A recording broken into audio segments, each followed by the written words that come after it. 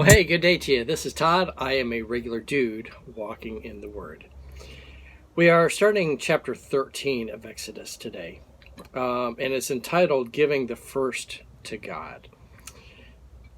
In chapter 12, we had talked about how the last plague was the firstborn of everyone in Egypt would die, except for the people of Israel. And if they had the blood on their doorposts, they would be passed over. The angel of death would pass over.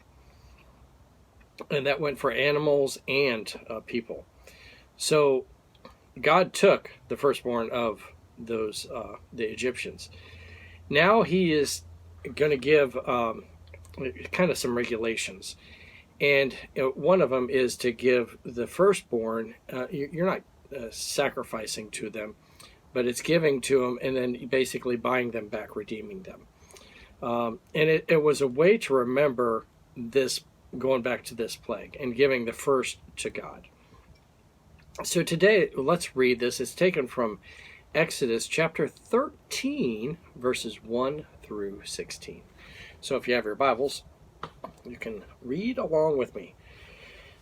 It says this: The Lord said to Moses, "Consecrate to me every firstborn male.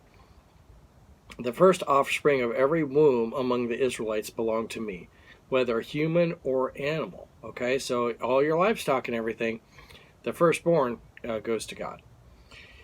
Then Moses said to the people, "Commemorate this day, the day you came out of Egypt, out of the land of slavery, because the Lord brought you out with a mighty hand. Eat nothing containing yeast.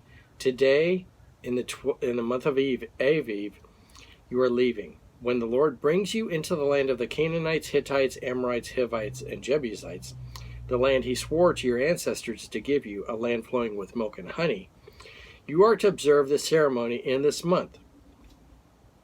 For 7 days eat bread made without yeast, and on the seventh day hold a festival to the Lord. Eat unleavened bread during those 7 days. Nothing with yeast in it is to be seen among you, nor shall any yeast be seen anywhere within your borders. On that day tell your son, I do this because of what the Lord did for me when I came out of Egypt.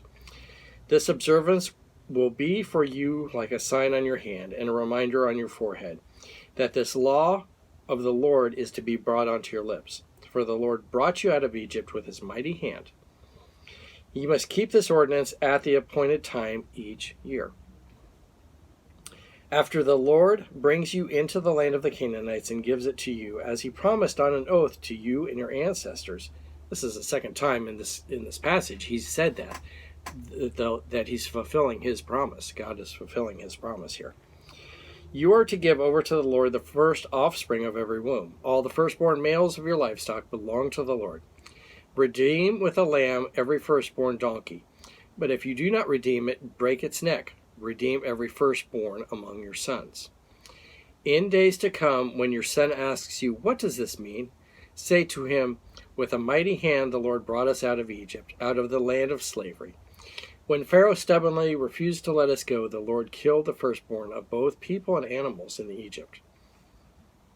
This is why I sacrifice to the Lord the first male offspring of every womb, and redeem each of my firstborn sons, and it will be like a sign on your hand, and a symbol on your forehead, that the Lord brought us out of Egypt with his mighty hand." Okay? Basically, in this passage here, he's talking, this passage is talking about how God has outlined some festivals and celebrations, holidays, really. And it's not, today when we have a holiday, some is for remembrance. We just had Memorial Day, which is a remembrance. So we do some of those holidays for that.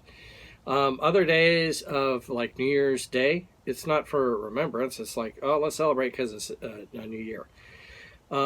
These holidays that God has ordained here are for them to remember what has happened. Okay, and so when you have that holiday come, and the child asks, "Hey, why are we doing this holiday, and why are we eating unleavened bread for 7 days here?"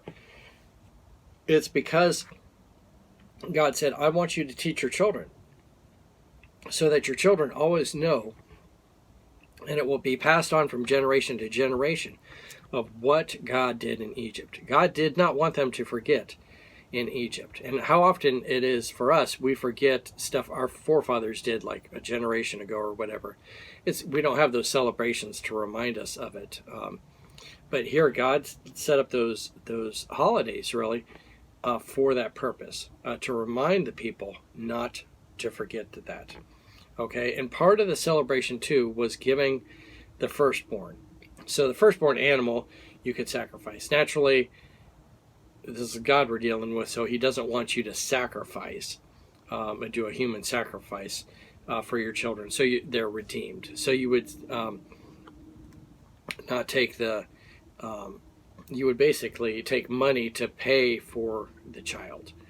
Not as slavery, but it was a way to redeem it, that child.